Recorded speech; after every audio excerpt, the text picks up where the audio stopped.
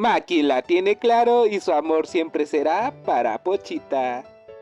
Mientras que Power la tiene clara y ve a Denji como un simple amigo. ¿Y qué decir de Yoru que no ve el día para terminar con el motosierra? Eso si el amor de Nayuta se lo permite. Aunque Rise no está segura de con quién quedarse. Pero el amor de Asa no está a prueba ya que quiere el amor de Denji solo para ella. ¿Y tú con cuál te quedas?